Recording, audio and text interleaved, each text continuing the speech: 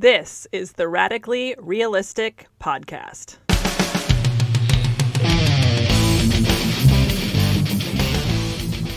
I'm Susanna LaPointe, a 14-year personal training and nutrition coaching veteran. My wellness coaching practice incorporates strength, nutrition, and self-care. Because while fitness and nutrition are very important, they are just the tip of the iceberg as far as taking really amazing care of ourselves goes. So I incorporate all other types of self-care practices into my coaching as well.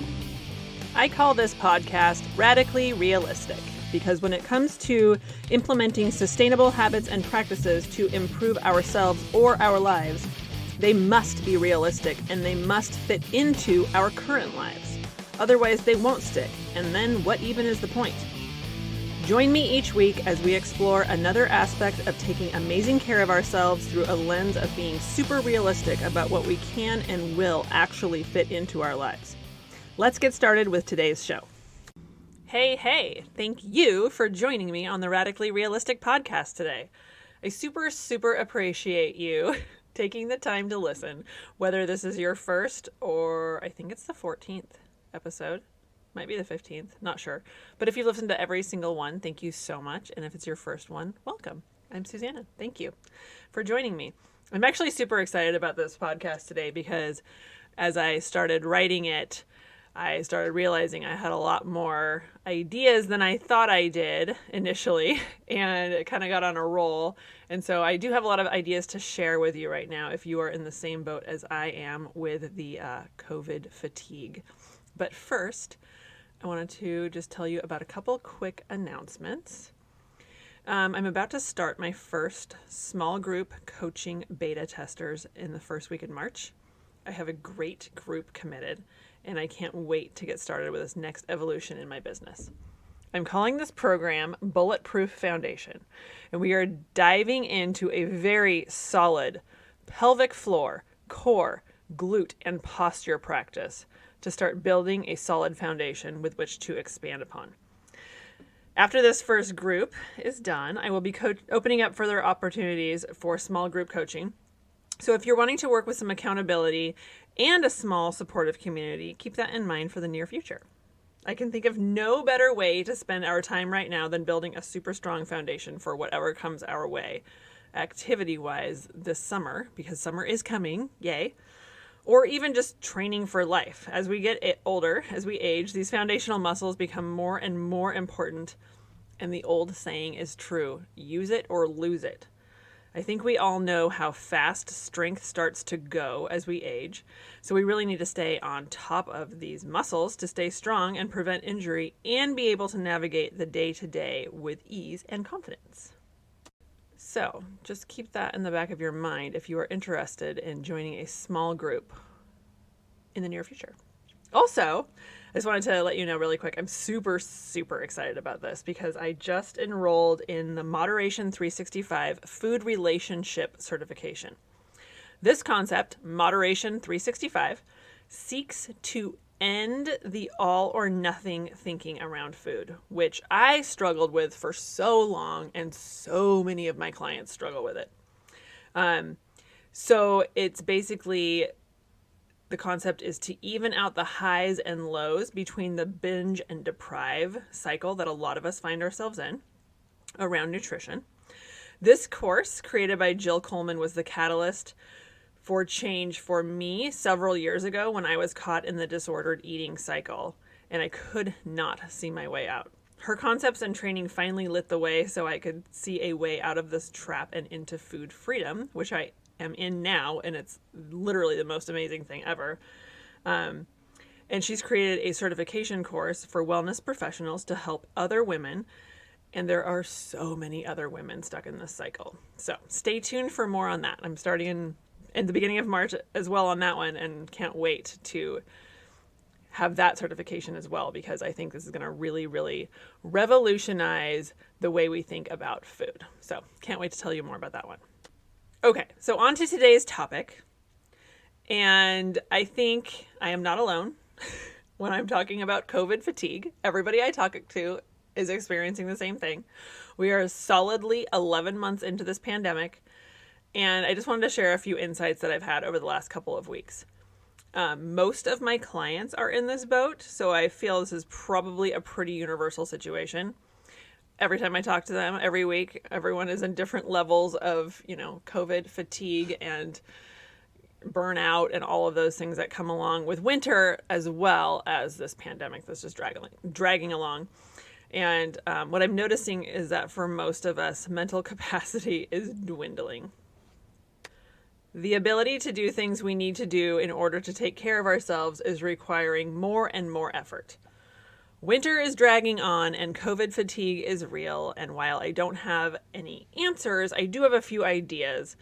And what I want to do mostly is validate whatever it is that you're feeling and dealing with right now. This shit is hard. Even if we are warm, clothed, we have jobs, and we are safe, it's still hard. Not being able to see other people as much or as freely is so tough. We are very social creatures. And I think part of what's coming up with this pandemic is that we really need other humans and we need to be with them without the constructs of the masks and I don't know if constructs is the right word, the barriers of the masks and the distancing and the being outside, and just, it's exhausting. Every day feels exactly like the last, and it's really monotonous. So each week when I meet with my clients, the story is similar. Showing up for ourselves is in a way that will really serve our future selves is becoming more and more of an effort, and motivation, while I don't love that term, is definitely waning. And I'm noticing this with myself too. It's a super interesting phenomenon. My own mental capacity is dwindling. This has been showing up for me apparently in my ability to plan meals for my husband and I. I literally sometimes have no thoughts in my head about food, like what I could even possibly make for dinner. Going to the grocery store feels like so much effort. Planning more than one meal at a time feels almost impossible. And my grocery store runs are just super inefficient. And I actually live a little ways away from a grocery store, so it behooves me to have a plan when I do go, because I have to get on a freeway and drive like 6 miles and then exit and go through the town and get up to the grocery store. And it's not like forever, but it's like, it's a haul, and it's like something I don't really want to do more than maybe twice a week. But if I don't plan ahead, then I'm, it's just not very efficient. So this is how it's showing up for me. And this is strange for me because I've always loved to cook. But in March, when the initial lockdown happened, my brain also shut down and I couldn't even think about things to create in the kitchen. I think being in the kitchen is where my creativity flows sometimes, and it's just like not happening right now. And it didn't happen then either, and it kind of came back a few months ago, but now it's going away again. So I'm definitely noticing that my mental capacity is dwindling there. And I also have a couple injuries I'm working around. I have a hip injury and a shoulder injury, impingement type of thing. And so that's also just zapping my motivation for working out and just being active. I am still doing the, kind of bare minimum, but it's just like, it's just hard. And I think everyone else can relate to me right now. So I just want to share that I'm in this boat as well. And I really want to validate whatever you're feeling and thinking and struggling with is totally valid. And this thing is dragging a long time, and it makes perfect sense. But we still have to ask, what can we do? What can I do? What can we do? What can we do to make sure we are still... I'm even going to take the moving forward piece out of this now and just like make sure we're not moving backwards. Since quitting at life is not an option, nor would it help any of this, what's the best way to move forward? Like I said, I'm going to kind of take that and just like stay still, not move backwards, without putting unnecessary pressure or judgments upon ourselves. I really like the term minimum effective dose. I've always liked it. It's always been a phrase that has resonated with me and my inner lazy girl, who I have to fight every day. This means doing as little as possible to still see results. Or in this case, as little as possible in order to not move backwards. Or at least not go backwards really fast. But anyways, maintaining where we are at right now, there are definitely little things that we can do to keep going, keep moving forward, or at least not move backwards. So I actually have several ideas to keep you and me going. And I also think that with these ideas, I'm about to list out multiple ideas that you could do. Pick one or two that resonate with you and that realistically fit into your current lifestyle, and commit to fitting it into your life regularly. If you did just one of these things consistently, you would notice a positive difference in your everyday life in some way. I can almost guarantee it. I was like looking through this list of things I made after I wrote this podcast last night, and I was like, wow, if you just stuck to one of these things and you did it consistently, me, myself included, we would see a positive change. So I'm going to give you several ideas of things you could do. Like I said, just pick one, maybe two. At least start with just one and implement it until it becomes a solid habit.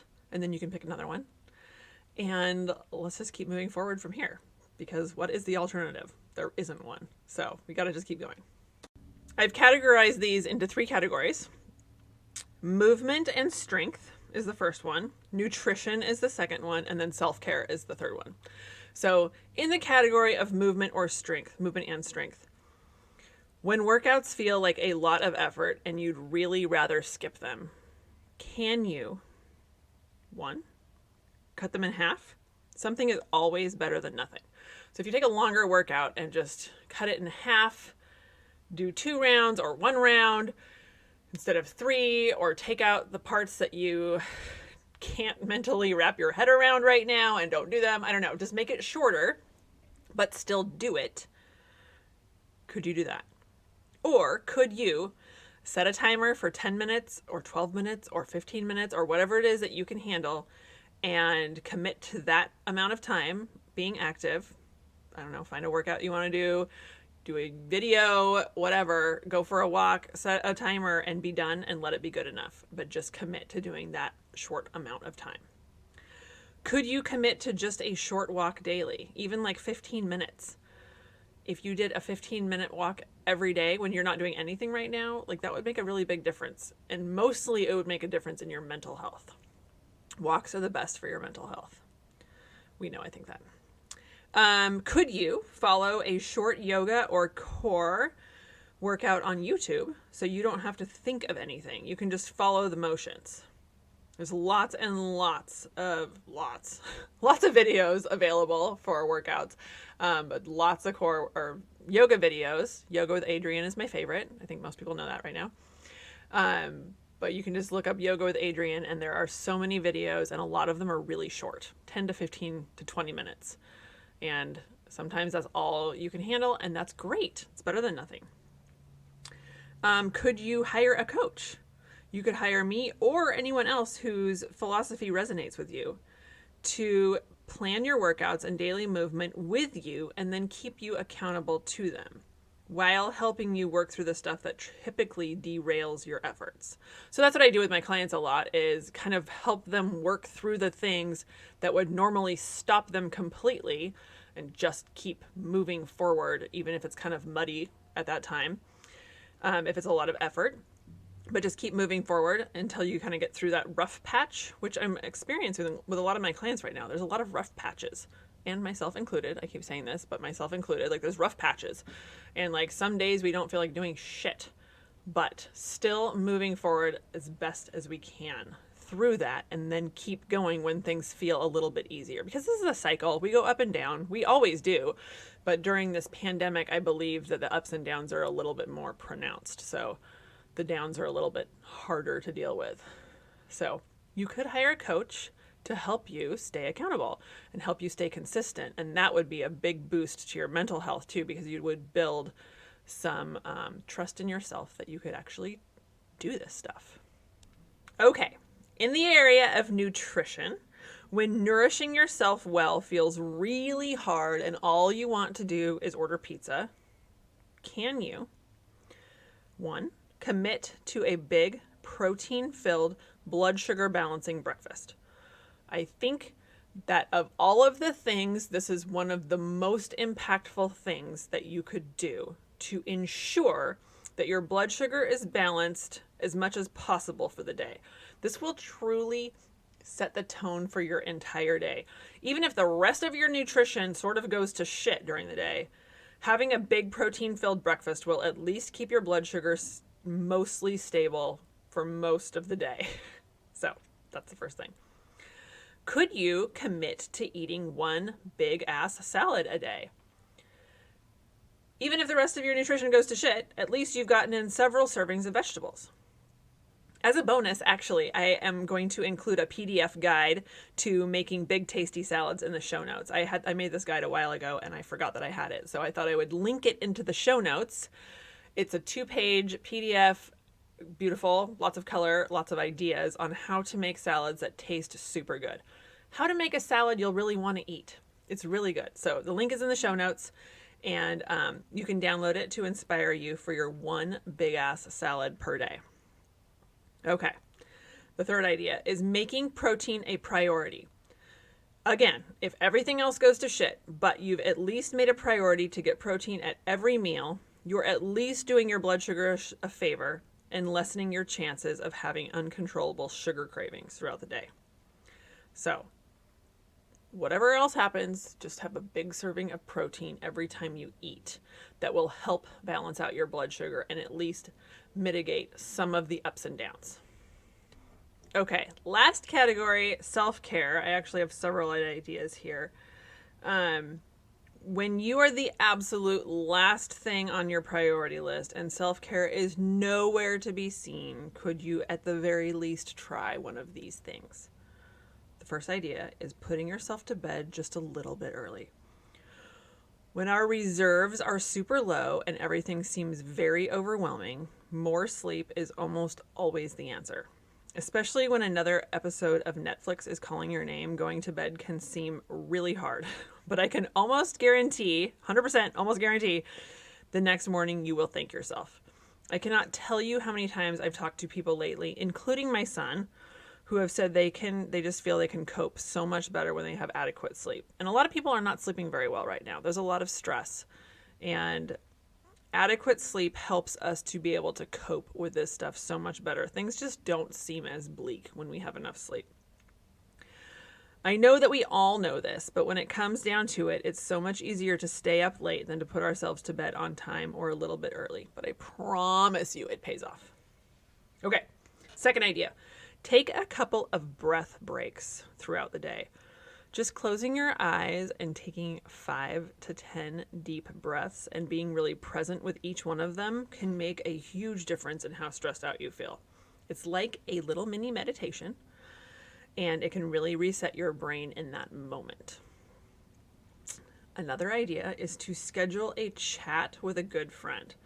Sometimes talking to a friend can really help put things into perspective. It can kind of make things feel less terrible. And it can definitely boost your mood. I've had a lot of luck with just texting a friend that I want to talk with and just quickly scheduling a phone call. Spontaneous phone calls don't always work very well anymore, I've discovered. But making an effort to just send a quick text and then get a phone call on your schedule, that really can help. It's kind of like setting up, obviously, like a date. In the way things are right now, that's kind of what we've got. So if you make that effort and just really catch up with your friend, and that can just feed your soul and help you feel so much better about things. So there's an idea. Another idea is to spend a few minutes stretching and or foam rolling in the evenings. This can help you relax a bit before bed and is a really, really good habit to build.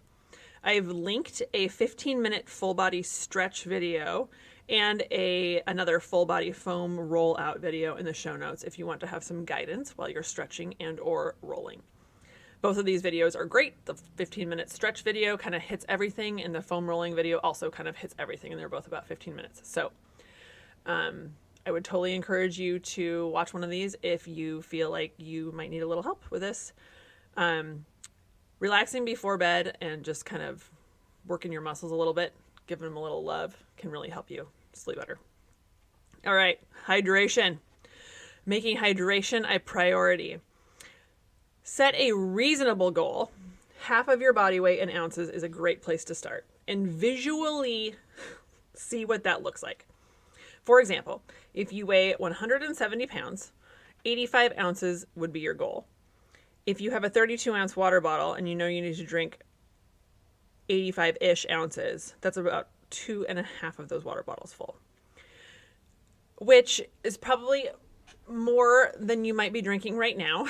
But having a visual and just knowing how much is an appropriate amount for you will help you get more than you're getting right now if you are dehydrated, which most people are. If you are properly hydrated, your energy will increase. Your mood will be much better. Your skin will look brighter and you will feel so much better. So hydration is a huge one. If you can get enough water every day, you will feel definitely a lot better. During this stressful, uncertain time, it is becoming a fight for our self-care. Among other things, this includes regular, nourishing movement, quality, nourishing food, and taking the best care of ourselves that we can on any given day.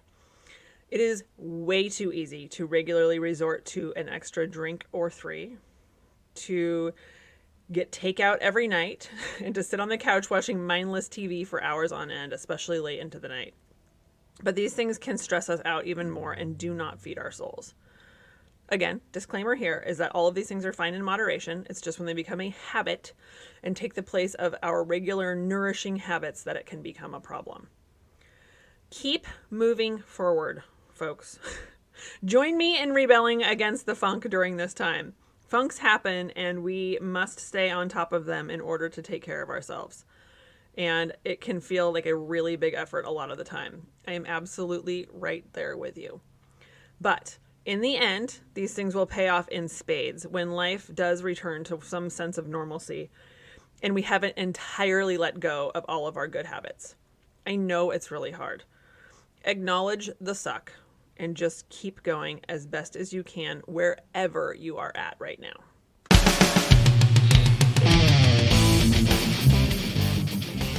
Okay, that's it for me today. Hopefully some part of this resonated with you.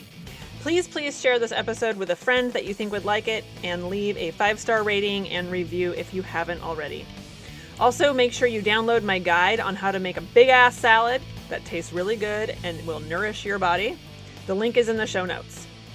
Have a beautiful day, and I will chat with you next week. Goodbye.